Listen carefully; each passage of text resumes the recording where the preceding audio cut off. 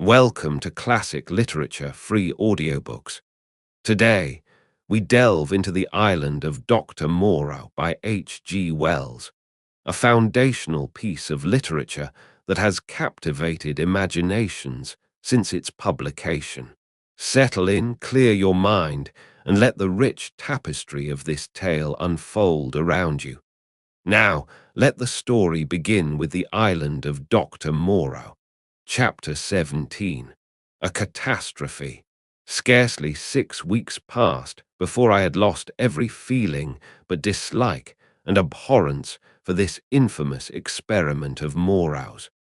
My one idea was to get away from these horrible caricatures of my Maker's image, back to the sweet and wholesome intercourse of men. My fellow creatures, from whom I was thus separated, began to assume idyllic virtue and beauty in my memory. My first friendship with Montgomery did not increase. His long separation from humanity, his secret vice of drunkenness, his evident sympathy with the beast people tainted him to me. Several times I let him go alone among them. I avoided intercourse with them in every possible way. I spent an increasing proportion of my time upon the beach, looking for some liberating sail that never appeared, until one day there fell upon us an appalling disaster, which put an altogether different aspect upon my strange surroundings. It was about 7 or 8 weeks after my landing, rather more, I think, though I had not troubled to keep account of the time, when this catastrophe occurred. It happened in the early morning, I should think about 6. I had risen and breakfasted early, having been aroused by the noise of 3 beast men carrying wood into the enclosure. After breakfast, I went to the open gateway of the enclosure and stood there smoking a cigarette and enjoying the freshness of the early morning. Moreau presently came round the corner of the enclosure and greeted me. He passed by me, and I heard him behind me unlock and enter his laboratory. So indurated was I at that time to the abomination of the place, that I heard without a touch of emotion the puma victim begin another day of torture. It met its persecutor with a shriek, almost exactly like that of an angry virago. Then suddenly something happened. I do not know what to this day. I heard a short, sharp cry behind me, a fall, and turning saw an awful face rushing upon me. Not human, not animal, but hellish, brown, seamed with red branching scars, red drops starting out upon it, and the lidless eyes ablaze. I threw up my arm to defend myself from the blow that flung me headlong with a broken forearm. And the great monster, swathed in lint, and with red-stained bandages fluttering about it, leapt over me and passed. I rolled over and over down the beach, tried to sit up, and collapsed upon my broken arm. Then Moreau appeared, his massive white face all the more terrible for the blood that trickled from his forehead. He carried a revolver in one hand. He scarcely glanced at me, but rushed off at once in pursuit of the puma. I tried the other arm and sat up. The muffled figure in front ran in great striding leaps along the beach, and Moreau followed her. She turned her head and saw him, then doubling abruptly made for the bushes. She gained upon him at every stride. I saw her plunge into them, and Moreau, running slantingly to intercept her, fired and missed as she disappeared. Then he too vanished in the green confusion. I stared after them, and then the pain in my arm flamed up, and with a groan I staggered to my feet. Montgomery appeared in the doorway, dressed, and with his revolver in his hand. "Great God, Prendick," he said, not noticing that I was hurt. "That brute's loose. Tore the fetter out of the wall. Have you seen them?" Then sharply, seeing I gripped my arm, "What's the matter?" "I was standing in the doorway," said I. He came forward and took my arm. "Blood on the sleeve," said he, and rolled back the flannel. He pocketed his weapon, felt my arm about painfully, and led me inside. "Your arm is broken," he said, and then, "Tell me exactly how it happened. What happened?" I told him what I had seen, told him in broken sentences, with gasps of pain between them, and very dexterously and swiftly he bound my arm meanwhile. He slung it from my shoulder, stood back and looked at me. "You'll do," he said. "And now," he thought. Then he went out and locked the gates of the enclosure. He was absent some time. I was chiefly concerned about my arm. The incident seemed merely one more of many horrible things. I sat down in the deck chair, and I must admit swore heartily at the island. The first dull feeling of injury in my arm had already given way to a burning pain when Montgomery reappeared. His face was rather pale, and he showed more of his lower gums than ever. "I can neither see nor hear anything of him," he said. "I've been thinking he may want my help." He stared at me with his expressionless eyes. "That was a strong brute," he said. "It simply wrenched its fetter out of the wall." He went to the window, then to the door, and then turned to me. "I shall go after him," he said. "There's another revolver I can leave with you. To tell you the truth, I feel anxious somehow." He obtained the weapon and put it ready to my hand on the table, then went out, leaving a restless contagion in the air. I did not sit long after he left, but took the revolver in hand and went to the doorway. The morning was as still as death. Not a whisper of wind was stirring. The sea was like polished glass, the sky empty, the beach desolate. In my half-excited, half-feverish state, this stillness of things oppressed me. I tried to whistle, and the tune died away. I swore again, the second time that morning. Then I went to the corner of the enclosure and stared inland at the green bush that had swallowed up Moreau and Montgomery. When would they return, and how? Then far away up the beach, a little grey beast man appeared, ran down to the water's edge, and began splashing about. I strolled back to the doorway, then to the corner again, and so began pacing to and fro like a sentinel upon duty. Once I was arrested by the distant voice of Montgomery bawling, "Cooey, Moreau." My arm became less painful, but very hot. I got feverish and thirsty. My shadow grew shorter. I watched the distant figure until it went away again. Would Moreau and Montgomery never return? 3 seabirds began fighting for some stranded treasure. Then, from far away behind the enclosure, I heard a pistol shot. A long silence, and then came another. Then a yelling cry nearer, and another dismal gap of silence. My unfortunate imagination set to work to torment me.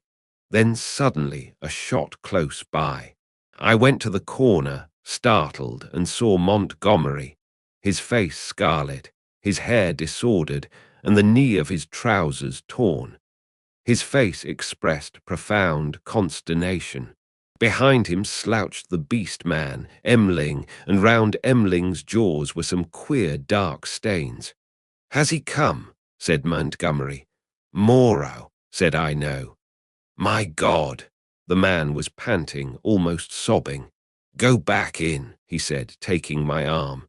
"They're mad. They're all rushing about mad. What can have happened? I don't know. I'll tell you when my breath comes. With some brandy."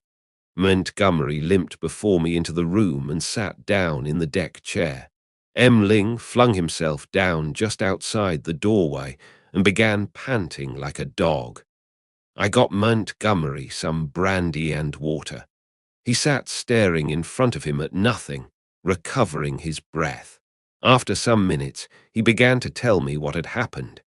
He had followed their track for some way. It was plain enough at first on account of the crushed and broken bushes, white rags torn from the puma's bandages, and occasional smears of blood on the leaves of the shrubs and undergrowth. He lost the track, however, on the stony ground beyond the stream where I had seen the beast man drinking, and went wandering aimlessly westward, shouting Moreau's name. Then Emling had come to him carrying a light hatchet. Emling had seen nothing of the puma affair, had been felling wood, and heard him calling. They went on shouting together. Two beast men came crouching and peering at them through the undergrowth, with gestures and a furtive carriage that alarmed Montgomery by their strangeness. He hailed them, and they fled guiltily. He stopped shouting after that, and after wandering some time farther in an undecided way, determined to visit the huts. He found the ravine deserted. Growing more alarmed every minute, he began to retrace his steps. Then it was he encountered the two swinemen I had seen dancing on the night of my arrival. Blood-stained they were about the mouth, and intensely excited. They came crashing through the ferns, and stopped with fierce faces when they saw him. He cracked his whip in some trepidation, and forthwith they rushed at him. Never before had a beast man dared to do that. One he shot through the head. Emling flung himself upon the other, and the two rolled grappling. Emling got his brute under and with his teeth in its throat, and Montgomery shot that too as it struggled in Emling's grip. He had some difficulty in inducing Emling to come on with him. Thence they had hurried back to me. On the way, Emling had suddenly rushed into a thicket and driven out an undersized ocelot man, also blood-stained, and lame through a wound in the foot. This brute had run a little way and then turned savagely at bay, and Montgomery, with a certain wantonness, I thought, had shot him. "What does it all mean?" said I. He shook his head and turned once more to the brandy. Next chapter, chapter 18. The Finding of Moreau. When I saw Montgomery swallow a third dose of brandy, I took it upon myself to interfere. He was already more than half fuddled. I told him that some serious thing must have happened to Moreau by this time, or he would have returned before this, and that it behoved us to ascertain what that catastrophe was. Montgomery raised some feeble objections, and at last agreed. We had some food, and then all three of us started. It is possibly due to the tension of my mind at the time, but even now that start into the hot stillness of the tropical afternoon is a singularly vivid impression. Emling went first, his shoulder hunched, his strange black head moving with quick starts as he peered first on this side of the way and then on that. He was unarmed. His axe he had dropped when he encountered the swineman. Teeth were his weapons when it came to fighting. Montgomery followed with stumbling footsteps, his hands in his pockets, his face downcast. He was in a state of muddled sullenness with me on account of the brandy. My left arm was in a sling. It was lucky it was my left, and I carried my revolver in my right. Soon we traced a narrow path through the wild luxuriance of the island, going northwestward, and presently Emling stopped and became rigid with watchfulness. Montgomery almost staggered into him, and then stopped too. Then, listening intently, we heard coming through the trees the sound of voices and footsteps approaching us. "He is dead," said a deep, vibrating voice. "He is not dead, he is not dead," jabbered another. We saw," said several voices. "Hullo," suddenly shouted Montgomery. "Hullo there." "Confound you," said I, and gripped my pistol. There was a silence, then a crashing among the interlacing vegetation, first here, then there, and then half a dozen faces appeared, strange faces, lit by a strange light. Emling made a growling noise in his throat. I recognized the ape-man. I had indeed already identified his voice, and two of the white-swathed, brown-featured creatures I had seen in Montgomery's boat. With these were the two dappled brutes, and that grey, horribly crooked creature who said the law, with grey hair streaming down its cheeks, heavy grey eyebrows, and grey locks pouring off from a central parting upon its sloping forehead. A heavy, faceless thing, with strange red eyes, looking at us curiously from amidst the green. For a space no one spoke. Then Montgomery hiccuped, "Who said he was dead?" The monkey man looked guiltily at the hairy grey thing. "He is dead," said this monster. They saw. There was nothing threatening about this detachment, at any rate. They seemed awestricken and puzzled. "Where is he?" said Montgomery. "Beyond," and the grey creature pointed. "Is there a law now?" asked the monkey man. "Is it still to be this and that? Is he dead indeed?" "Is there a law?" repeated the man in white. "Is there a law, thou other with the whip?" "He is dead," said the hairy grey thing, and they all stood watching us. "Prendick," said Montgomery, turning his dull eyes to me. "He's dead, evidently." I had been standing behind him during this colloquy. I began to see how things lay with them. I suddenly stepped in front of Montgomery and lifted up my voice. "Children of the law," I said. "He is not dead." Emling turned his sharp eyes on me. "He has changed his shape. He has changed his body," I went on. "For a time you will not see him. He is there," I pointed upward, "where he can watch you. You cannot see him, but he can see you. Fear the law." I looked at them squarely. They flinched. "He is great, he is good," said the ape-man, peering fearfully upward among the dense trees. "And the other thing?" I demanded. "The thing that bled and ran screaming and sobbing, that is dead too," said the grey thing, still regarding me. "That's well," grunted Montgomery. "The other with the whip," began the grey thing. "Well," said I, said he was dead. But Montgomery was still sober enough to understand my motive in denying Moreau's death. "He is not dead," he said slowly, "not dead at all, no more dead than I am." "Some," said I, "have broken the law, they will die. Some have died. Show us now where his old body lies, the body he cast away because he had no more need of it." "It is this way, man who walked in the sea," said the grey thing, "and with these 6 creatures guiding us, we went through the tumult of ferns and creepers and tree stems towards the northwest. Then came a yelling, a crashing among the branches, and a little pink homunculus rushed by us shrieking. Immediately after appeared a monster in headlong pursuit, blood-bedabbled, who was amongst us almost before he could stop his career. The grey thing leapt aside. Emling, with a snarl, flew at it and was struck aside. Montgomery fired and missed, bowed his head, threw up his arm and turned to run. I fired, and the thing still came on, fired again, point blank into its ugly face. I saw its features vanish in a flash. Its face was driven in. Yet it passed me, gripped Montgomery, and holding him, fell headlong beside him and pulled him sprawling upon itself in its death agony. I found myself alone with Emling, the dead brute, and the prostrate man. Montgomery raised himself slowly and stared in a muddled way at the shattered beast man beside him. It more than half sobered him. He scrambled to his feet. Then I saw the grey thing returning cautiously through the trees. "See," said I, pointing to the dead brute, "is the law not alive? This came of breaking the law."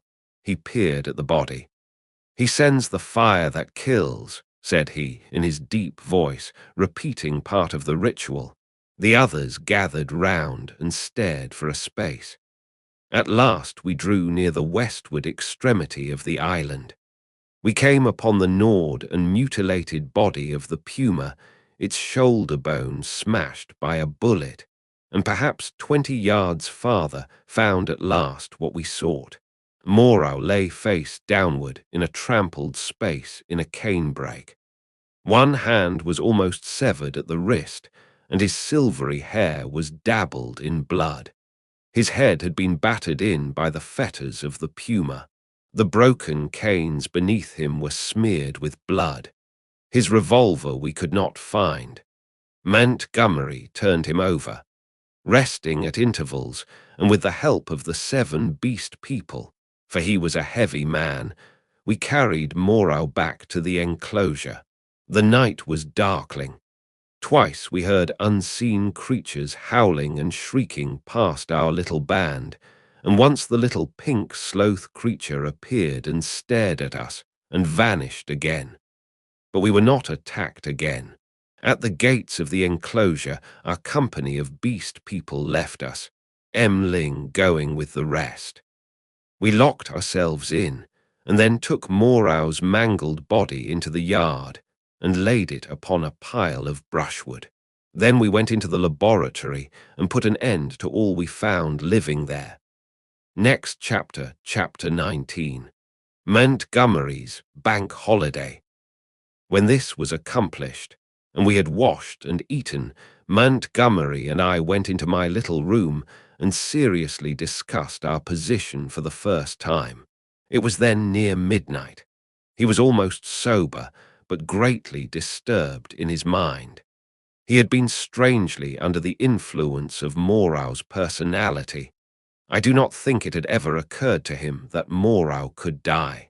This disaster was the sudden collapse of the habits that had become part of his nature in the 10 or more monotonous years he had spent on the island.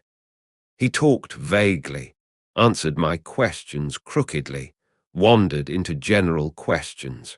"This silly ass of a world," he said. "What a muddle it all is. I haven't had any life. I wonder when it's going to begin. 16 years being bullied by nurses and schoolmasters at their own sweet will.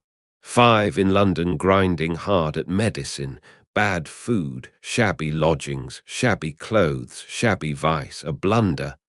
I didn't know any better, and hustled off to this beastly island. 10 years here. What's it all for, Prendick? Are we bubbles blown by a baby? It was hard to deal with such ravings. The thing we have to think of now, said I, is how to get away from this island. What's the good of getting away? I'm an outcast. Where am I to join on? It's all very well for you, Prendick. Poor old Moreau. We can't leave him here to have his bones picked. As it is, and besides, what will become of the decent part of the beast folk? Well, said I, that will do tomorrow. I've been thinking we might make the brushwood into a pyre and burn his body, and those other things. Then what will happen with the beast folk? I don't know. I suppose those that were made of beasts of prey will make silly asses of themselves sooner or later. We can't massacre the lot, can we? I suppose that's what your humanity would suggest. But they'll change. They are sure to change. He talked thus inconclusively until at last I felt my temper going. Damnation! He exclaimed at some petulance of mine. Can't you see I'm in a worse hole than you are? And he got up and went for the brandy. Drink, he said, returning. You logic-chopping, chalky-faced saint of an atheist, drink. Not I, said I, and sat grimly watching his face under the yellow paraffine flare as he drank himself into a garrulous misery. I have a memory of infinite tedium. He wandered into a maudlin defense of the beast people and of Ling. Ling, he said, was the only thing that had ever really cared for him. And suddenly an idea came to him. I'm damned, said he, staggering to his feet and clutching the brandy bottle. By some flash of intuition, I knew what it was he intended. You don't give drink to that beast, I said, rising and facing him. Beast, said he. You're the beast. He takes his liquor like a Christian. Come out of the way, Prendick. For God's sake, said I, get out of the way, he roared, and suddenly whipped out his revolver. Very well, said I, and stood aside, half-minded to fall upon him as he put his hand upon the latch, but deterred by the thought of my useless arm. You've made a beast of yourself. To the beasts you may go. He flung the doorway open and stood half-facing me between the yellow lamplight and the pallid glare of the moon. His eye sockets were blotches of black under his stubbly eyebrows. You're a solemn prig, Prendick, a silly ass. You're always fearing and fancying. We're on the edge of things. I'm bound to cut my throat tomorrow. I'm going to have a damned bank holiday tonight. He turned and went out into the moonlight. Ling, he cried. Ling, old friend. 3 dim creatures in the silvery light came along the edge of the one beach, one a white-wrapped creature, the other 2 blotches of blackness following it. They halted, staring. Then I saw Ling's hunched shoulders as he came round the corner of the house.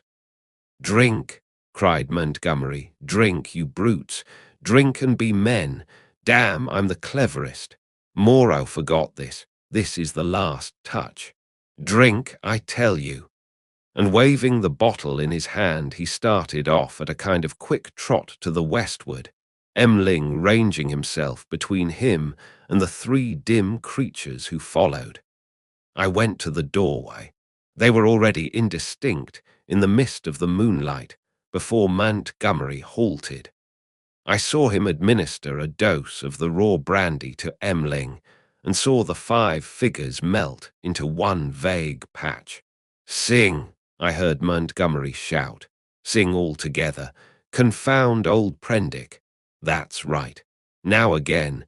Confound old Prendick.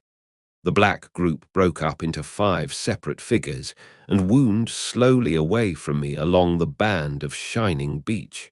Each went howling at his own sweet will, yelping insults at me, or giving whatever other vent this new inspiration of brandy demanded. Presently I heard Montgomery's voice shouting, "Right turn!" And they passed with their shouts and howls into the blackness of the landward trees. Slowly, very slowly, they receded into silence.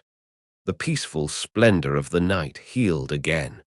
The moon was now past the meridian and traveling down the west.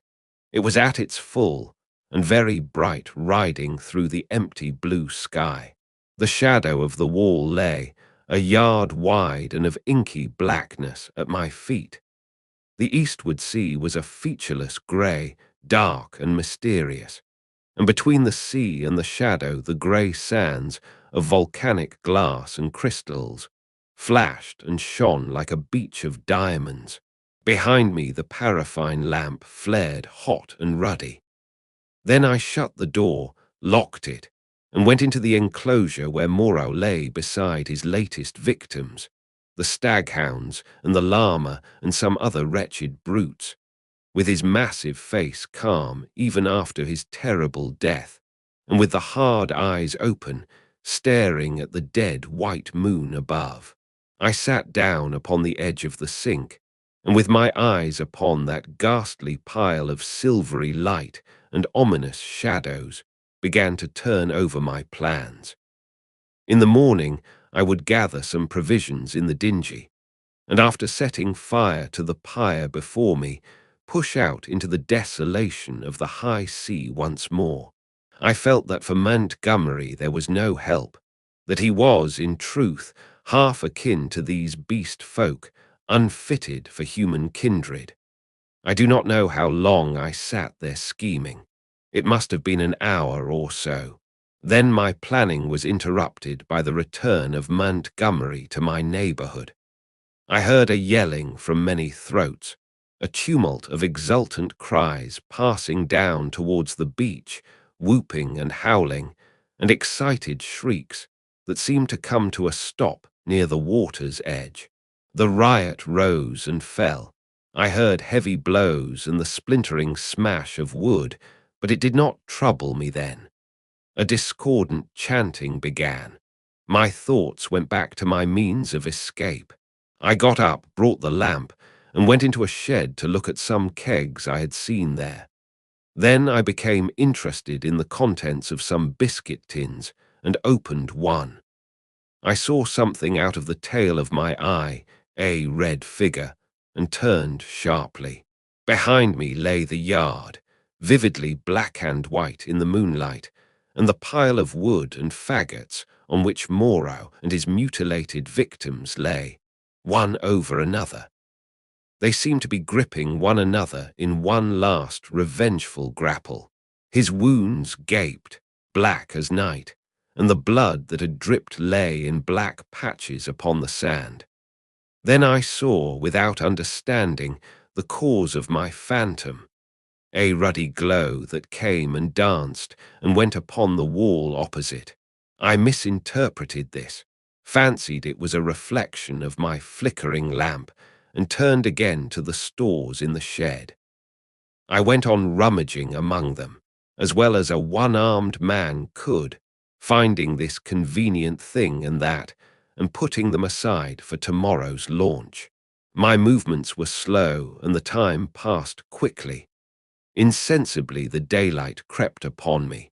The chanting died down, giving place to a clamour. Then it began again, and suddenly broke into a tumult. I heard cries of more, more, a sound like quarrelling, and a sudden wild shriek.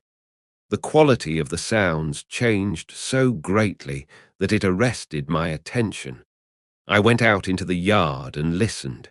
Then, cutting like a knife across the confusion, came the crack of a revolver. I rushed at once through my room to the little doorway. As I did so, I heard some of the packing cases behind me go sliding down and smash together with a clatter of glass on the floor of the shed. But I did not heed these. I flung the door open and looked out. Up the beach by the boathouse, a bonfire was burning, raining up sparks into the indistinctness of the dawn. Around this struggled a mass of black figures. I heard Montgomery call my name. I began to run at once towards this fire, revolver in hand. I saw the pink tongue of Montgomery's pistol lick out once, close to the ground. He was down. I shouted with all my strength and fired into the air. I heard someone cry, "The master!" The knotted black struggle broke into scattering units. The fire leapt and sank down. The crowd of beast people fled in sudden panic before me, up the beach.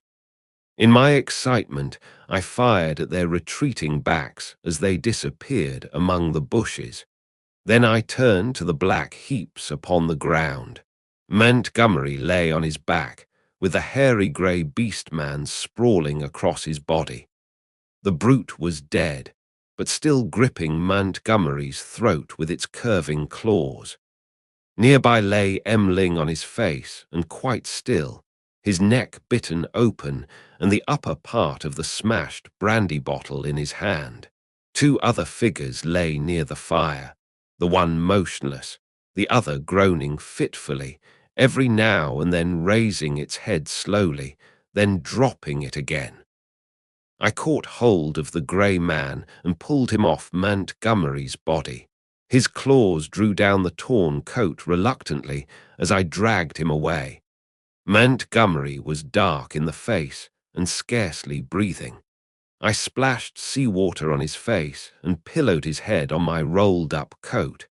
Emling was dead, the wounded creature by the fire. It was a wolf brute with a bearded grey face.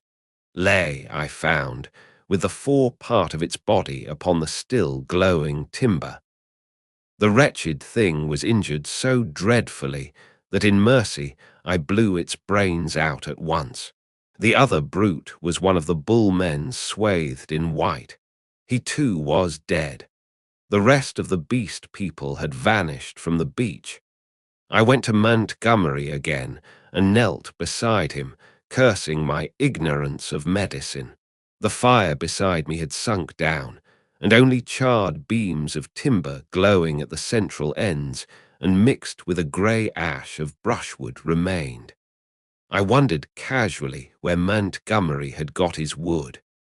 Then I saw that the dawn was upon us. The sky had grown brighter. The setting moon was becoming pale and opaque in the luminous blue of the day. The sky to the eastward was rimmed with red.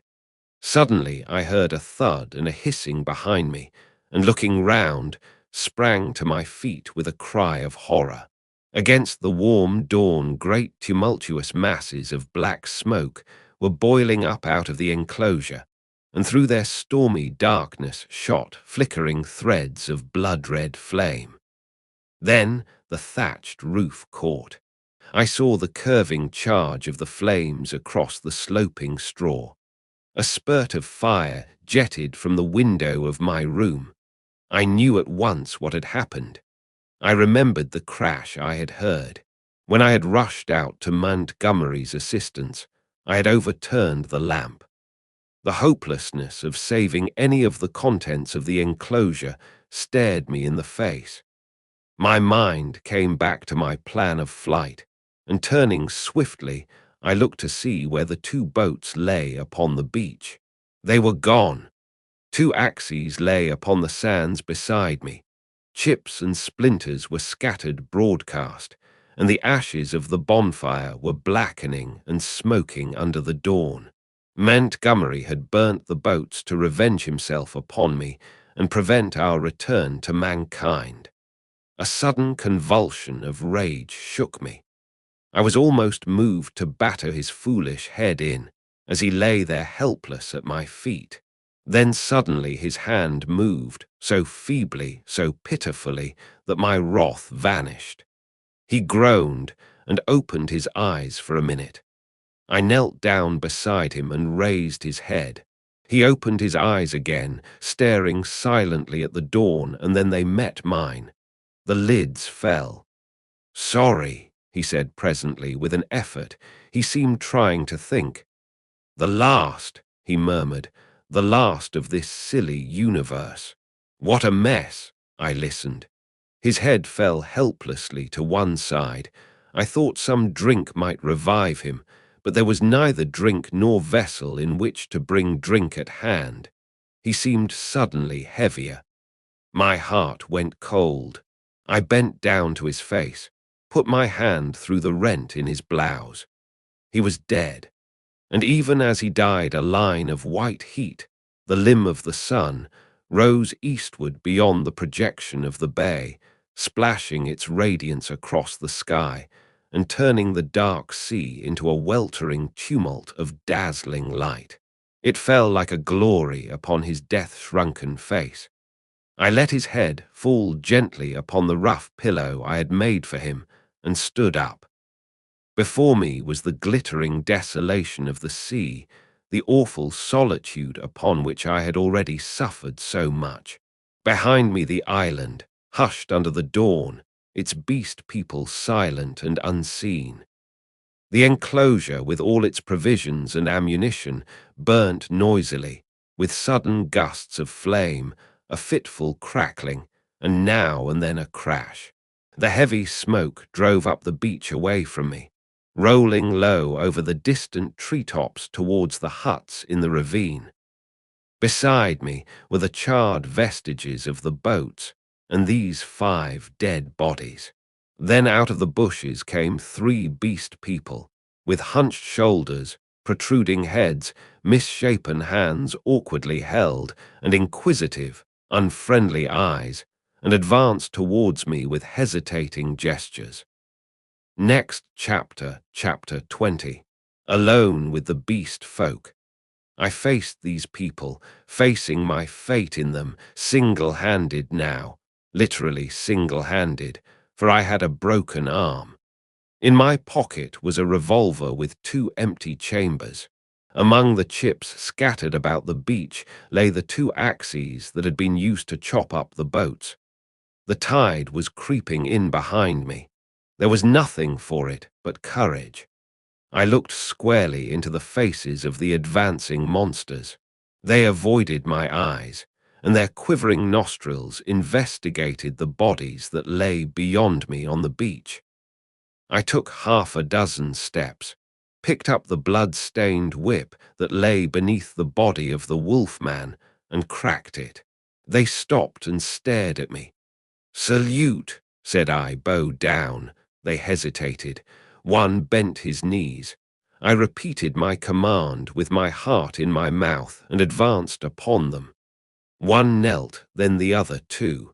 I turned and walked towards the dead bodies, keeping my face towards the 3 kneeling beast men, very much as an actor passing up the stage faces the audience. "They broke the law," said I, putting my foot on the sere of the law. "They have been slain, even the sere of the law, even the other with the whip. Great is the law, come and see." "None escape," said one of them, advancing and peering. "None escape," said I. "Therefore hear and do as I command." They stood up, looking questioningly at one another. "Stand there," said I. I picked up the hatchets and swung them by their heads from the sling of my arm, turned Montgomery over, picked up his revolver still loaded in 2 chambers, and bending down to rummage, found 6 cartridges in his pocket. "Take him," said I, standing up again and pointing with the whip. "Take him and carry him out and cast him into the sea." They came forward, evidently still afraid of Montgomery, but still more afraid of my cracking red whiplash. And after some fumbling and hesitation, some whip-cracking and shouting, they lifted him gingerly, carried him down to the beach, and went splashing into the dazzling welter of the sea.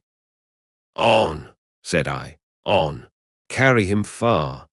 They went in up to their armpits and stood regarding me. "Let go," said I, and the body of Montgomery vanished with a splash. Something seemed to tighten across my chest. "Good," said I, with a break in my voice, and they came back, hurrying and fearful, to the margin of the water, leaving long wakes of black in the silver. At the water's edge they stopped, turning and glaring into the sea as though they presently expected Montgomery to arise therefrom and exact vengeance. "Now these," said I, pointing to the other bodies. They took care not to approach the place where they had thrown Montgomery into the water, but instead carried the 4 dead beast people slantingly along the beach for perhaps 100 yards before they waded out and cast them away. As I watched them disposing of the mangled remains of Emling, I heard a light footfall behind me, and turning quickly saw the big hyena swine perhaps 12 yards away. His head was bent down, his bright eyes were fixed upon me, his stumpy hands clenched and held close by his side. He stopped in this crouching attitude when I turned, his eyes a little averted. For a moment we stood eye to eye. I dropped the whip and snatched at the pistol in my pocket, for I meant to kill this brute, the most formidable of any left now upon the island, at the first excuse. It may seem treacherous, but so I was resolved. I was far more afraid of him than of any other 2 of the beast folk. His continued life was, I knew, a threat against mine. I was perhaps 12 seconds collecting myself. Then cried I, "Salute! Bow down!" His teeth flashed upon me in a snarl. "Who are you that I should?" Perhaps a little too spasmodically I drew my revolver, aimed quickly and fired. I heard him yelp, saw him run sideways and turn, knew I had missed, and clicked back the cock with my thumb for the next shot. But he was already running headlong, jumping from side to side, and I dared not risk another miss. Every now and then he looked back at me over his shoulder. He went slanting along the beach and vanished beneath the driving masses of dense smoke that were still pouring out from the burning enclosure. For some time I stood staring after him. I turned to my 3 obedient beast folk again and signaled them to drop the body they still carried. Then I went back to the place by the fire where the bodies had fallen and kicked the sand until all the brown blood stains were absorbed and hidden. I dismissed my 3 serfs with a wave of the hand and went up the beach into the thickets. I carried my pistol in my hand, my whip thrust with the hatchets in the sling of my arm. I was anxious to be alone, to think out the position in which I was now placed. A dreadful thing that I was only beginning to realize was that over all this island there was now no safe place where I could be alone and secure to rest or sleep. I had recovered strength amazingly since my landing, but I was still inclined to be nervous and to break down under any great stress. I felt that I ought to cross the island and establish myself with the beast people and make myself secure in their confidence, but my heart failed me. I went back to the beach and, turning eastward past the burning enclosure, made for a point where a shallow spit of coral sand ran out towards the reef. Here I could sit down and think, my back to the sea and my face against any surprise. And there I sat, chin on knees, the sun beating down upon my head and unspeakable dread in my mind, plotting how I could live on against the hour of my rescue, if ever rescue came. I tried to review the whole situation as calmly as I could, but it was difficult to clear the thing of emotion. I began turning over in my mind the reason of Montgomery's despair. "They will change," he said. "They are sure to change." And Moreau, what was it that Moreau had said? The stubborn beast flesh grows day by day back again. Then I came round to the hyena swine. I felt sure that if I did not kill that brute, he would kill me. The sire of the law was dead. Worse luck. They knew now that we of the whips could be killed even as they themselves were killed. Were they peering at me, already out of the green masses of ferns and palms over yonder, watching until I came within their spring? Were they plotting against me? What was the hyena swine telling them? My imagination was running away with me into a morass of unsubstantial fears. My thoughts were disturbed by a crying of seabirds hurrying towards some black object that had been stranded by the waves on the beach near the enclosure. I knew what that object was, but I had not the heart to go back and drive them off. I began walking along the beach in the opposite direction, designing to come round the eastward corner of the island and so approach the ravine of the huts without traversing the possible ambuscades of the thickets. Perhaps half a mile along the beach, I became aware of one of my 3 beast folk advancing out of the landward bushes towards me. I was now so nervous with my own imaginings that I immediately drew my revolver. Even the propitiatory gestures of the creature failed to disarm me. He hesitated as he approached. "Go away," cried I. There was something very suggestive of a dog in the cringing attitude of the creature. It retreated a little way, very like a dog being sent home, and stopped, looking at me imploringly with canine brown eyes. "Go away," said I. "Do not come near me." "May I not come near you?" it said. "No." "Go away," I insisted, and snapped my whip. Then, putting my whip in my teeth, I stooped for a stone, and with that threat drove the creature away. So in solitude I came round by the ravine of the beast people. and hiding among the weeds and reeds that separated this crevice from the sea I watched such of them as appeared, trying to judge from their gestures and appearance how the death of Moreau and Montgomery and the destruction of the House of Pain had affected them. I know now the folly of my cowardice. Had I kept my courage up to the level of the dawn, had I not allowed it to ebb away in solitary thought, I might have grasped the vacant scepter of Moreau and ruled over the beast people. As it was, I lost the opportunity and sank to the position of a mere leader among my fellows. Towards noon, certain of them came and squatted basking in the hot sand. The imperious voices of hunger and thirst prevailed over my dread. I came out of the bushes and, revolver in hand, walked down towards these seated figures. One, a wolf woman, turned her head and stared at me, and then the others. None attempted to rise or salute me. I felt too faint and weary to insist, and I let the moment pass. "I want food," said I, almost apologetically, and drawing near. "There is food in the huts," said an ox-boar man drowsily, and looking away from me. I passed them and went down into the shadow and odors of the almost deserted ravine.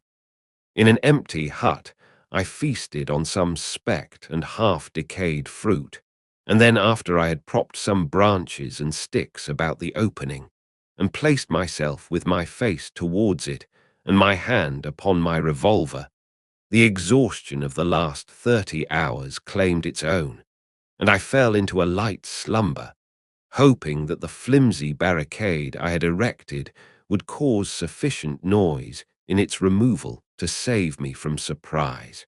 Next chapter, chapter 21, The Reversion of the Beast Folk. In this way I became one among the beast people in the island of Dr. Moreau. When I awoke, it was dark about me. My arm ached in its bandages. I sat up, wondering at first where I might be. I heard coarse voices talking outside. Then I saw that my barricade had gone and that the opening of the hut stood clear. My revolver was still in my hand. I heard something breathing, saw something crouched together close beside me. I held my breath, trying to see what it was. It began to move slowly, interminably.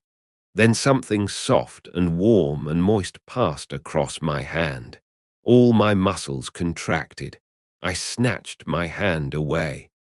A cry of alarm began and was stifled in my throat. Then I just realized what had happened sufficiently to stay my fingers on the revolver. "Who is that?" I said in a hoarse whisper, the revolver still pointed. "I'm master. Who are you?" "They say there is no master now, but I know.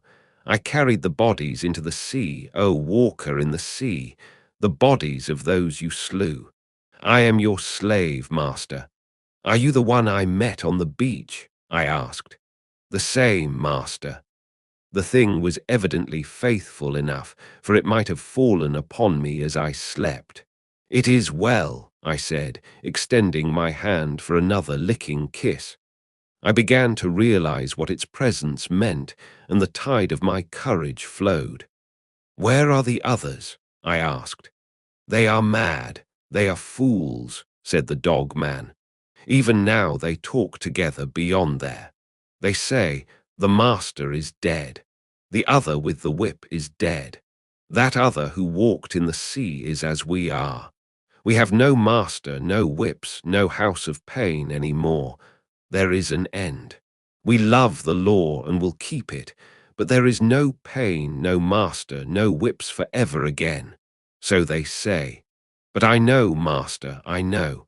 I felt in the darkness and patted the dog man's head.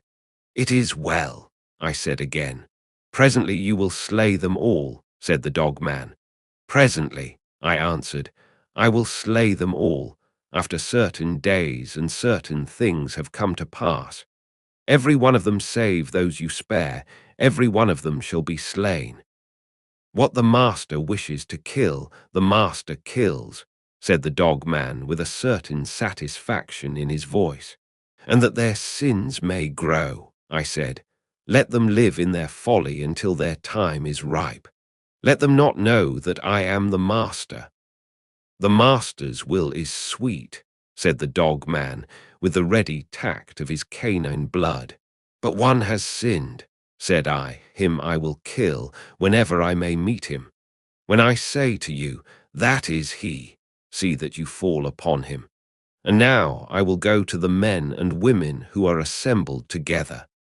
For a moment the opening of the hut was blackened by the exit of the dog man.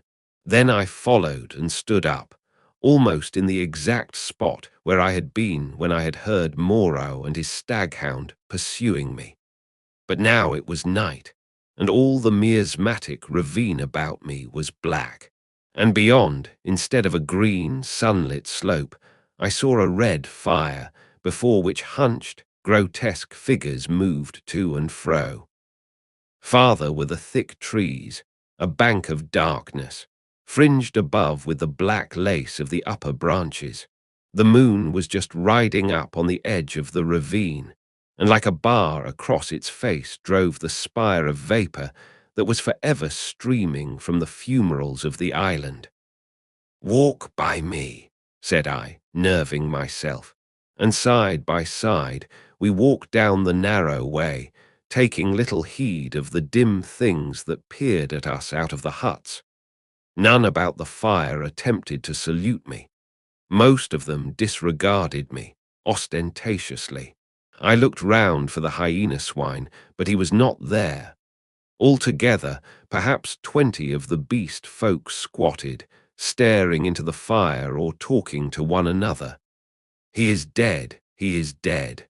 The master is dead," said the voice of the ape-man to the right of me.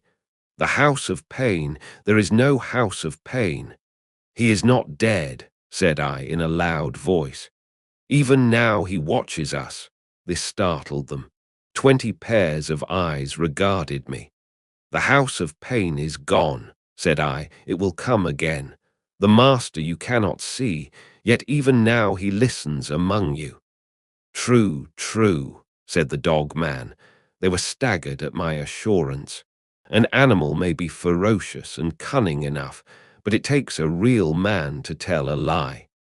"The man with the bandaged arm speaks a strange thing," said one of the beast folk. "I tell you it is so," I said. "The master and the house of pain will come again. Woe be to him who breaks the law." They looked curiously at one another. With an affectation of indifference, I began to chop idly at the ground in front of me with my hatchet. They looked, I noticed, at the deep cuts I made in the turf. Then the satyr raised a doubt. I answered him. Then one of the dappled things objected, and an animated discussion sprang up round the fire. Every moment I began to feel more convinced of my present security. I talked now without the catching in my breath, due to the intensity of my excitement that had troubled me at first. In the course of about an hour, I had really convinced several of the beast folk of the truth of my assertions, and talked most of the others into a dubious state. I kept a sharp eye for my enemy, the hyena swine, but he never appeared. Every now and then a suspicious movement would startle me, but my confidence grew rapidly. Then, as the moon crept down from the zenith, one by one the listeners began to yawn, showing the oddest teeth in the light of the sinking fire, and first one and then another retired towards the dens in the ravine, and I, dreading the silence and darkness, went with them, knowing I was safer with several of them than with one alone. In this manner began the longer part of my sojourn upon this island of Dr. Moreau. But from that night until the end came, there was but one thing happened to tell save a series of innumerable small unpleasant details, and the fretting of an incessant uneasiness. so that I prefer to make no chronicle for that gap of time, to tell only one cardinal incident of the 10 months I spent as an intimate of these half-humanized brutes. There is much that sticks in my memory that I could write, things that I would cheerfully give my right hand to forget, but they do not help the telling of the story.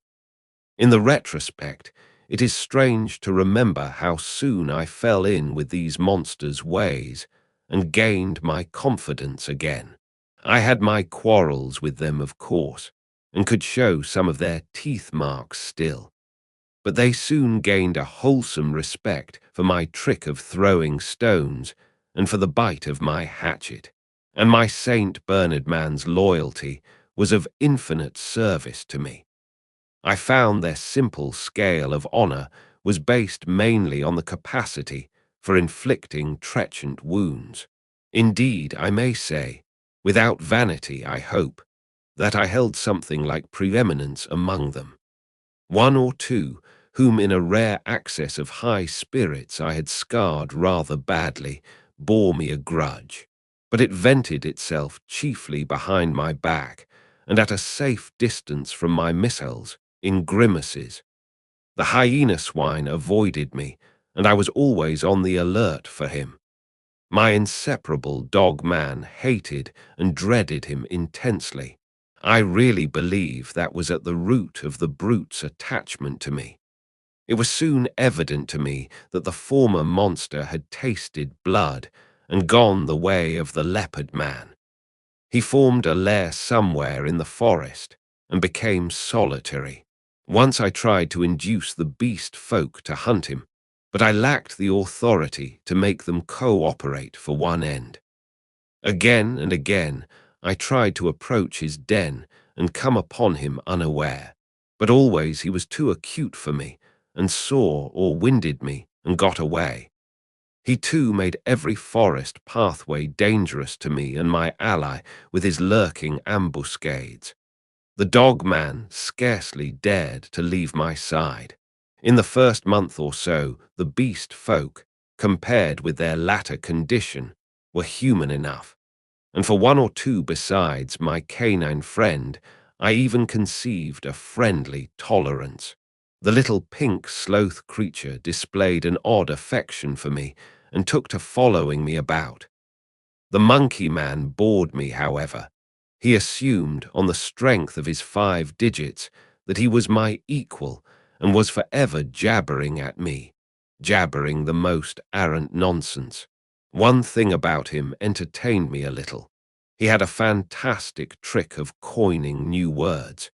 He had an idea, I believe, that to gabble about names that meant nothing was the proper use of speech. He called it big thinks to distinguish it from little thinks, the sane, everyday interests of life. If ever I made a remark he did not understand, he would praise it very much, ask me to say it again, learn it by heart, and go off repeating it, with a word wrong here or there, to all the milder of the beast people. He thought nothing of what was plain and comprehensible. I invented some very curious, big thinks for his especial use. I think now that he was the silliest creature I ever met.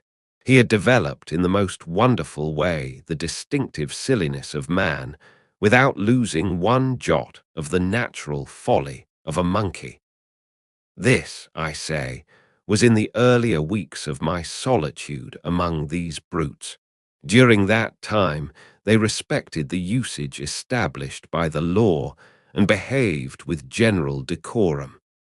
Once I found another rabbit torn to pieces, by the hyena swine, I am assured, but that was all.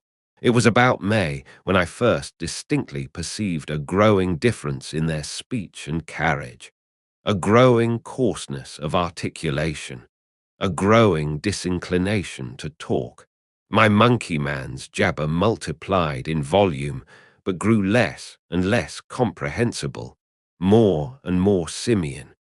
Some of the others seemed altogether slipping their hold upon speech, though they still understood what I said to them at that time. Can you imagine language, once clear-cut and exact, softening and guttering, losing shape and import, becoming mere lumps of sound again? And they walked erect with an increasing difficulty, though they evidently felt ashamed of themselves. Every now and then I would come upon one or another running on toes and fingertips and quite unable to recover the vertical attitude. They held things more clumsily. Drinking by suction, feeding by gnawing, grew commoner every day. I realized more keenly than ever what Moreau had told me about the stubborn beast flesh. They were reverting, and reverting very rapidly. Some of them, the pioneers in this, I noticed with some surprise, were all females, began to disregard the injunction of decency, deliberately for the most part. Others even attempted public outrages upon the institution of monogamy. The tradition of the law was clearly losing its force. I cannot pursue this disagreeable subject. My dog-man imperceptibly slipped back to the dog again. Day by day he became dumb, quadrupedal Harry. I scarcely noticed the transition from the companion on my right hand to the lurching dog at my side. As the carelessness and disorganization increased from day to day, the lane of dwelling places, at no time very sweet, became so loathsome that I left it, and going across the island made myself a hovel of boughs amid the black ruins of Moreau's enclosure. Some memory of pain, I found, still made that place the safest from the beast folk. It would be impossible to detail every step of the lapsing of these monsters, to tell how, day by day, the human semblance left them, how they gave up bandagings and wrappings, abandoned at last every stitch of clothing, how the hair began to spread over the exposed limbs, how their foreheads fell away and their faces projected, how the quasi-human intimacy I had permitted myself with some of them in the first month of my loneliness became a shuddering horror to recall. The change was slow and inevitable. For them, and for me, it came without any definite shock. I still went among them in safety, because no jolt in the downward glide had released the increasing charge of explosive animalism that ousted the human day by day. But I began to fear that soon now that shock must come. My St. Bernard brute followed me to the enclosure every night, and his vigilance enabled me to sleep at times in something like peace. The little pink sloth thing became shy and left me, to crawl back to its natural life once more among the tree branches. We were in just the state of equilibrium that would remain in one of those happy family cages which animal tamers exhibit, if the tamer were to leave it forever. Of course, these creatures did not decline into such beasts as the reader has seen in zoological gardens, into ordinary bears, wolves, tigers, oxen, swine, and apes. There was still something strange about each. In each Moreau had blended this animal with that. One perhaps was ursine chiefly, another feline chiefly, another bovine chiefly, but each was tainted with other creatures, a kind of generalized animalism appearing through the specific dispositions. And the dwindling shreds of the humanity still startled me every now and then. A momentary recrudescence of speech, perhaps, an unexpected dexterity of the 4 feet, a pitiful attempt to walk erect. I too must have undergone strange changes. My clothes hung about me as yellow rags, through whose rents showed the tanned skin. My hair grew long and became matted together. I am told that even now my eyes have a strange brightness, a swift alertness of movement. At first, I spent the daylight hours on the southward beach watching for a ship, hoping and praying for a ship. I counted on the Ipecacuanha returning as the year wore on, but she never came. 5 times I saw sails and thrice smoke, but nothing ever touched the island. I always had a bonfire ready, but no doubt the volcanic reputation of the island was taken to account for that. It was only about September or October that I began to think of making a raft. By that time my arm had healed, and both my hands were at my service again. At first, I found my helplessness appalling. I had never done any carpentry or such-like work in my life, and I spent day after day in experimental chopping and binding among the trees. I had no ropes, and could hit on nothing wherewith to make ropes. None of the abundant creepers seemed limber or strong enough, and with all my litter of scientific education, I could not devise any way of making them so. I spent more than a fortnight grubbing among the black ruins of the enclosure, and on the beach where the boats had been burnt, looking for nails and other stray pieces of metal that might prove of service. Now and then some beast creature would watch me and go leaping off when I called to it. There came a season of thunderstorms and heavy rain which greatly retarded my work, but at last the raft was completed.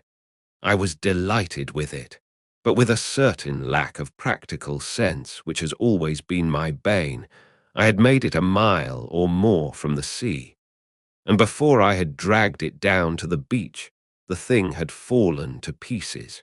Perhaps it is as well that I was saved from launching it, but at the time my misery at my failure was so acute that for some days I simply moped on the beach and stared at the water and thought of death.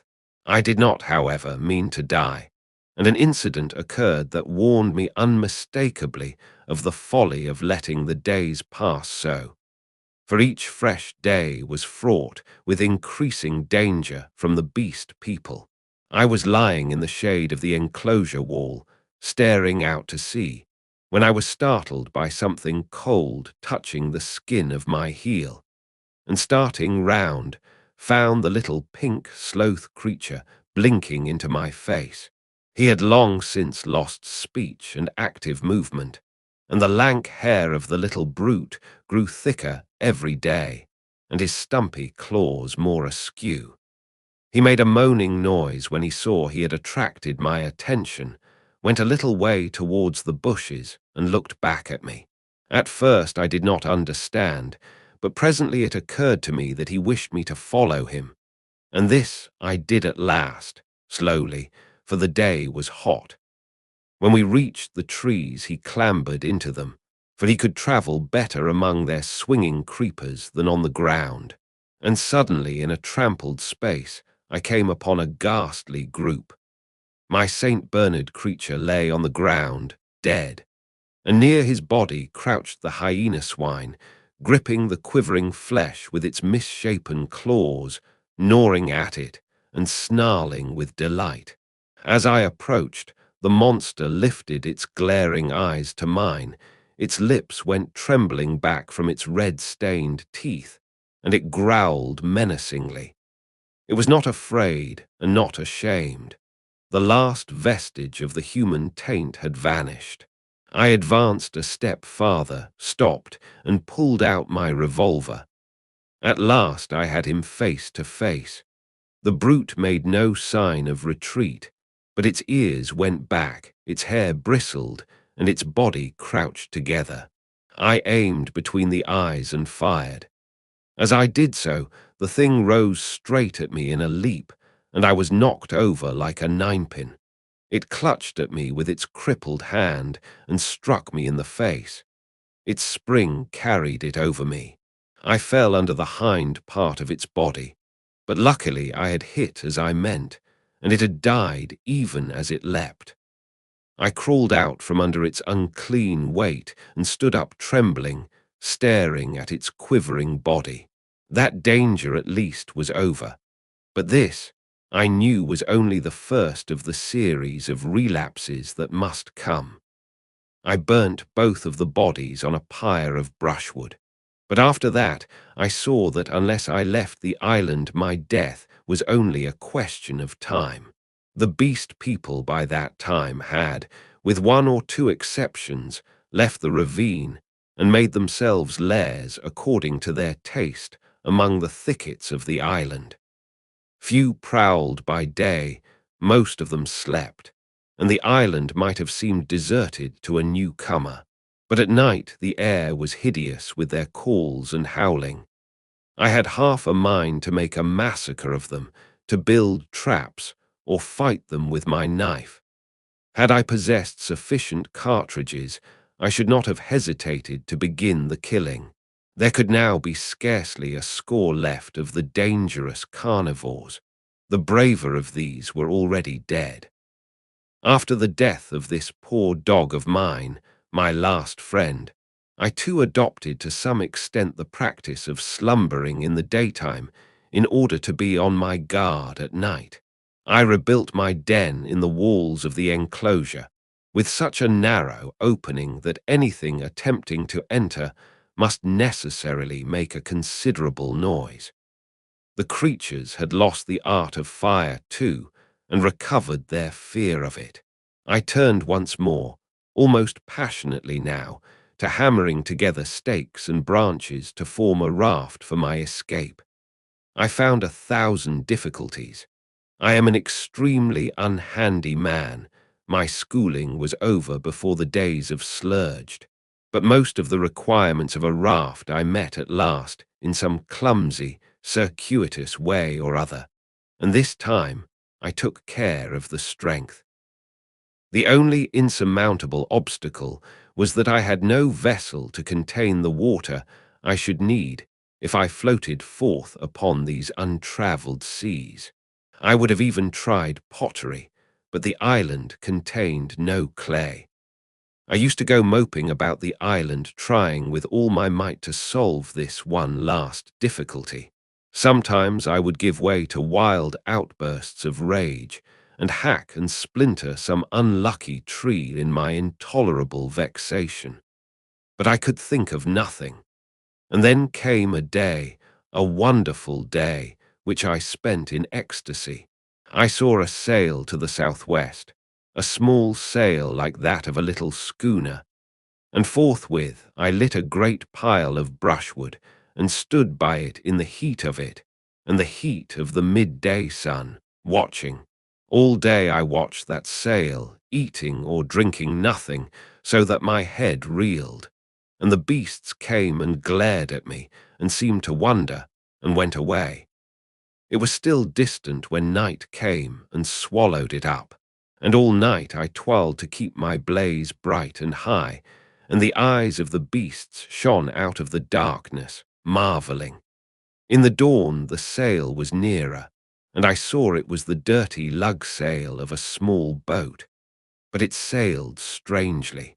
My eyes were weary with watching, and I peered and could not believe them. 2 men were in the boat, sitting low down, one by the bows, the other at the rudder. The head was not kept to the wind, it yawed and fell away. As the day grew brighter, I began waving the last rag of my jacket to them, but they did not notice me and sat still, facing each other. I went to the lowest point of the low headland and gesticulated and shouted. There was no response, and the boat kept on her aimless course, making slowly, very slowly, for the bay.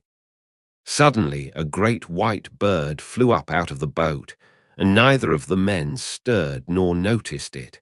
It circled round, and then came sweeping overhead with its strong wings outspread. Then I stopped shouting, and sat down on the headland and rested my chin on my hands and stared. Slowly, slowly, the boat drove past towards the west. I would have swum out to it, but something, a cold, vague fear, kept me back. In the afternoon the tide stranded the boat and left it 100 yards or so to the westward of the ruins of the enclosure. The men in it were dead, had been dead so long that they fell to pieces when I tilted the boat on its side and dragged them out. One had a shock of red hair, like the captain of the Ipecacuanha, and a dirty white cap lay in the bottom of the boat. As I stood beside the boat, three of the beasts came slinking out of the bushes and sniffing towards me. One of my spasms of disgust came upon me. I thrust the little boat down the beach and clambered on board her. Two of the brutes were wolf beasts, and came forward with quivering nostrils and glittering eyes. The third was the horrible nondescript of bear and bull. When I saw them approaching those wretched remains, heard them snarling at one another, and caught the gleam of their teeth, a frantic horror succeeded my repulsion. I turned my back upon them, struck the lug, and began paddling out to sea. I could not bring myself to look behind me. I lay, however, between the reef and the island that night, and the next morning went round to the stream and filled the empty keg aboard with water. Then, with such patience as I could command, I collected a quantity of fruit and waylaid and killed 2 rabbits with my last 3 cartridges. While I was doing this, I left the boat moored to an inward projection of the reef, for fear of the beast people. Next chapter, chapter 22. The Man Alone. In the evening I started, and drove out to sea before a gentle wind from the southwest, slowly, steadily. And the island grew smaller and smaller, and the lank spire of smoke dwindled to a finer and finer line against the hot sunset. The ocean rose up around me, hiding that low, dark patch from my eyes. The daylight, the trailing glory of the sun, went streaming out of the sky, was drawn aside like some luminous curtain, and at last I looked into the blue gulf of immensity which the sunshine hides, and saw the floating hosts of the stars. The sea was silent, the sky was silent. I was alone with the night and silence. So I drifted for 3 days, eating and drinking sparingly, and meditating upon all that had happened to me, not desiring very greatly then to see men again. One unclean rag was about me, my hair a black tangle. No doubt my discoverers thought me a madman. It is strange, but I felt no desire to return to mankind. I was only glad to be quit of the foulness of the beast people, and on the 3rd day I was picked up by a brig from Apia to San Francisco. Neither the captain nor the mate would believe my story, judging that solitude and danger had made me mad, and fearing their opinion might be that of others. I refrained from telling my adventure further, and professed to recall nothing that had happened to me between the loss of the Lady Vane and the time when I was picked up again, the space of a year. I had to act with the utmost circumspection to save myself from the suspicion of insanity. My memory of the law, of the 2 dead sailors, of the ambuscades of the darkness, of the body in the canebrake, haunted me, and unnatural as it seems, with my return to mankind came, instead of that confidence and sympathy I had expected, a strange enhancement of the uncertainty and dread I had experienced during my stay upon the island. No one would believe me. I was almost as queer to men as I had been to the beast people. I may have caught something of the natural wildness of my companions. They say that terror is a disease, and anyhow I can witness that for several years now a restless fear has dwelt in my mind. Such a restless fear as a half-tamed lion cub may feel. My trouble took the strangest form. I could not persuade myself that the men and women I met were not also another beast people, animals half wrought into the outward image of human souls, and that they would presently begin to revert, to show first this bestial mark, and then that. But I have confided my case to a strangely able man, a man who had known Moreau and seemed half to credit my story, a mental specialist, and he has helped me mightily, though I do not expect that the terror of that island will ever altogether leave me. At most times it lies far in the back of my mind, a mere distant cloud, a memory, and a faint distrust. But there are times when the little cloud spreads until it obscures the whole sky. Then I look about me at my fellowmen, and I go in fear.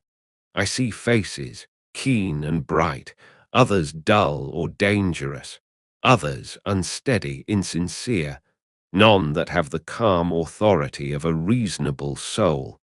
I feel as though the animal was surging up through them, that presently the degradation of the islanders will be played over again on a larger scale. I know this is an illusion, that these seeming men and women about me are indeed men and women forever, perfectly reasonable creatures, full of human desires and tender solicitude, emancipated from instinct and the slaves of no fantastic law, beings altogether different from the beast folk. Yet I shrink from them, from their curious glances, their inquiries and assistance, and long to be away from them and alone. For that reason I live near the broad, free downland, and can escape thither when this shadow is over my soul. And very sweet is the empty downland then, under the wind-swept sky.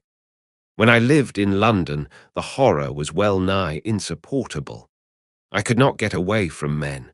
Their voices came through windows. Locked doors were flimsy safeguards. I would go out into the streets to fight with my delusion, and prowling women would mew after me. Furtive, craving men glanced jealously at me.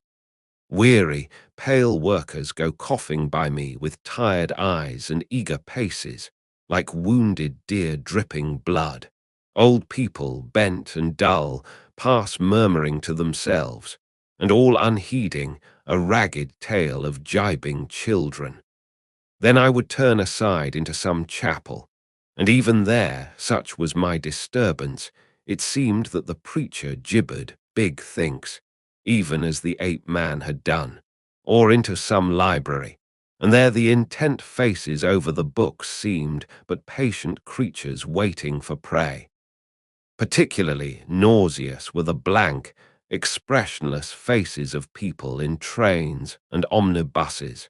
They seemed no more my fellow creatures than dead bodies would be, so that I did not dare to travel unless I was assured of being alone. And even it seemed that I too was not a reasonable creature, but only an animal tormented with some strange disorder in its brain which sent it to wander alone, like a sheep stricken with gid. This is a mood, however, that comes to me now, I thank God, more rarely. I have withdrawn myself from the confusion of cities and multitudes, and spend my days surrounded by wise books, bright windows in this life of ours, lit by the shining souls of men. I see few strangers, and have but a small household. My days I devote to reading and to experiments in chemistry, and I spend many of the clear nights in the study of astronomy. There is, though I do not know how there is or why there is, a sense of infinite peace and protection in the glittering hosts of heaven. There it must be, I think, in the vast and eternal laws of matter, and not in the daily cares and sins and troubles of men, that whatever is more than animal within us must find its solace and its hope. I hope, or I could not live, and so in hope and solitude my story ends. Edward Prendick, and that concludes our reading of the Island of Dr. Moreau. I hope you enjoyed it. If you did, please give this video a like. Share your thoughts in the comments, and subscribe for more free audiobooks. Don't forget the bell. Thanks for listening.